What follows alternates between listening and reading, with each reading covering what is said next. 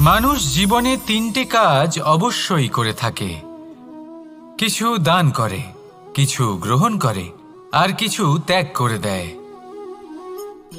এটাও ভাবতে থাকে যে এটা করলে কিভাবে করবে। দেবার জন্য পর্যাপ্ত ধন নেই, নেবার জন্য সংসারে অত স্নেহ নেই, আর ত্যাগ করার জন্য জীবনে এত সুখই নেই, তাহলে কিভাবে করবে? আসলে আমরা বস্তুগত চাহিদা অর্জনে এত ব্যস্ত হয়ে পড়ি যে আমরা বুঝতেই পারি না যে কি নেবার আছে, কি দেবার আছে, আর কি ত্যাগ করার আছে। তাহলে আজ আমি আপনাকে বলেই দিই, মনে রাখবেন এই তিনটে গুরুত্বপূর্ণ গুণ, তিনটে গুরুত্বপূর্ণ কথা। দেবার জন্য আছে দান, নেবার মতো আছে জ্ঞান, আর ত্যাগ করার মতো আছে অহংকার। যখন আপনি দান করতে শিখে যাবেন, জ্ঞান অর্জন করার শক্তি আপনা থেকেই আপনার মধ্যে চলে আসবে। আর যখন এই জ্ঞান আপনার মধ্যে প্রবেশ করবে, অহংকার আপনা থেকেই আপনার থেকে দূরে চলে যাবে।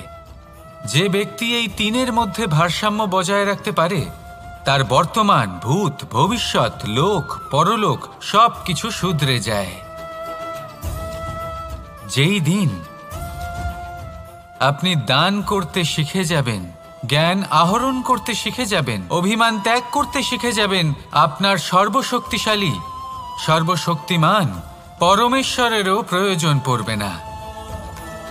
কারণ তখন ঈশ্বর আপনার মধ্যেই বাস করবেন। তাহলে আসুন আর আমার সাথে ভালোবেসে বলুন, রাধা রাধা। জীবনে অনেক সময় সমস্যা আমাদের চারদিক থেকে ঘিরে ফেলে। এই সমস্যা নানান ধরনের হতে পারে।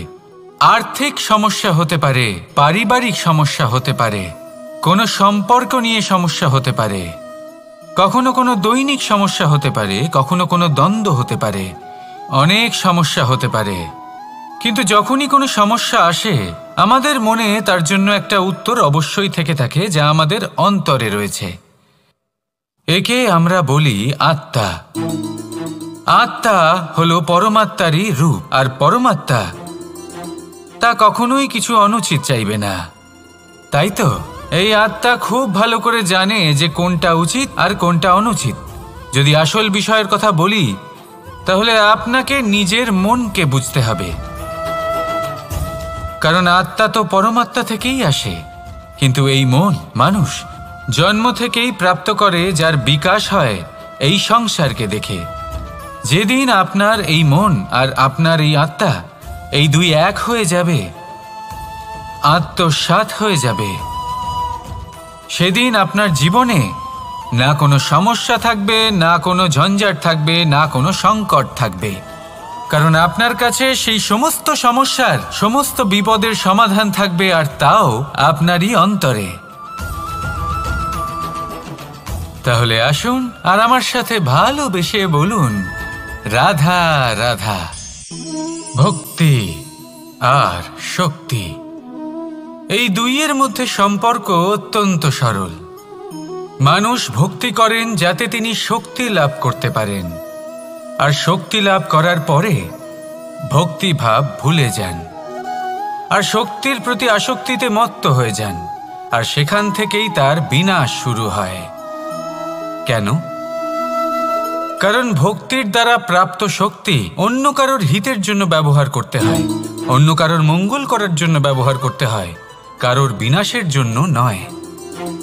এবার যদি আমি আপনাদের একটা উদাহরণ দিয়ে বোঝাই, তাহলে কোদাল দিয়ে আমরা মাটি কোপাতে পারি, একটা গর্ত খুঁড়তে পারি, যাতে একটা নতুন বৃক্ষ জন্ম নিতে পারে।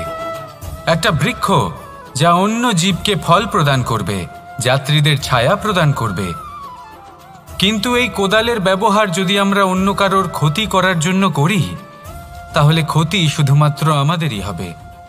তাই জীবনে যদি আপনি কোনো শক্তি লাভ করেন, হয়তো ভক্তির দ্বারা বা অন্য যেখান থেকেই হোক, তার সদ্ব্যবহার করতে শিখুন, নয়তো এই প্রাপ্ত শক্তি আপনার পতনের কারণ হয়ে দাঁড়াবে।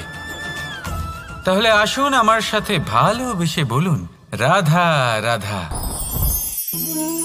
বরদান অত্যন্ত বিচিত্র এক বিষয়। কিন্তু দেখতে গেলে এই বরদান কি না করতে পারে। এক দরিদ্রকে রাজা বানিয়ে দিতে পারে, একজন দুর্বলকে এই সংসারের সবথেকে শক্তিশালী ব্যক্তি বানিয়ে দিতে পারে। কিন্তু আমরা ভুলে যাই এক অত্যন্ত গুরুত্বপূর্ণ কথা। বরদান এই শব্দের শেষে দান লুকিয়ে রয়েছে। এই দান কথাটা অত্যন্ত গুরুত্বপূর্ণ। আমাদের মনে রাখা উচিত এই বরদান আমরা দানে পেয়েছি, আর তাই তার সম্মান করা উচিত, কখনোই অহংকার করা নয়। আর যে ব্যক্তি বরদান পেয়ে অহংকার করেন তার যা ক্ষতি হয় তা হলো এই বরদান তার থেকে কেড়ে নেওয়া হয়। বর অর্থাৎ শ্রেষ্ঠ, অর্থাৎ বরদানের অর্থ হলো একটা শ্রেষ্ঠ দান, এবং তার ব্যবহার যদি আপনি কারোর ক্ষতি করার জন্য করেন তাহলে ক্ষতি শুধুই আপনার হবে। তাহলে এই বরদানের সম্মান করুন, উচিত পথে চলুন, আর উচিত উদ্দেশ্য নিয়ে এর ব্যবহার করুন। সব কিছু ভালোই হবে। তাহলে আসুন আর আমার সাথে ভালোবেসে বলুন, রাধা রাধা। পিতা আর পুত্রের সম্পর্ক অত্যন্ত মধুর হয়ে থাকে। পিতা স্বপ্ন দেখেন, তাকে পূর্ণ করার সকল সম্ভাব্য চেষ্টা করেন, কিন্তু তাও অনেক সময় ওনার স্বপ্ন অপূর্ণ থেকে যায়। তখন পিতা ভাবেন যে স্বপ্ন উনি পূর্ণ করতে পারেননি ওনার সন্তান তা অবশ্যই পূরণ করবে। যে স্থানে উনি কখনো পৌঁছতে পারেননি সেই স্থানে ওনার পুত্র অবশ্যই পৌঁছবে। পিতা নিজের সন্তানের ভবিষ্যৎ নিয়ে সেই স্বপ্ন দেখেন, আর যখন সেই সন্তান সামনে এগোতে থাকে তখন তার দুঃখ হয় না, বরং গর্ব হয়। ওনার ভালো লাগে এটা দেখে যে ওনার সন্তান অনেক উন্নতি করছে। কিন্তু যখন সন্তান নিজের অভিভাবকের শক্তি দেখে, তার যশ দেখে হিংসা করতে থাকে, সমস্যা সেইখানেই শুরু হয়। সেই জন্য সকল সন্তানকে এটা মনে রাখতে হবে, দেখুন, পুত্র হবার সুবাদে, এক সন্তান হবার সুবাদে এটা হলো আপনার অধিকার যে আপনি আপনার পিতার থেকে বেশি উন্নতি করবেন। আপনার পিতাও এটাই চান, কিন্তু সুস্থভাবে এটা করুন। একটা রেখা টেনে নিন যাতে আপনি তাতে এগোতে পারেন আর আপনার পিতার তাতে গর্ববোধ হয়, আর সেই বিষয়ে দুঃখ না হয় যে আমার সন্তান আমাকেই ছোট করার চেষ্টা করছে।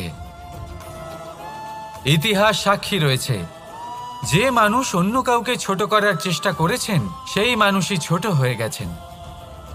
আর আমার মনে হয় না আপনি এটা চান, কারণ কোনো একদিন আপনিও কারোর পিতা হবেন।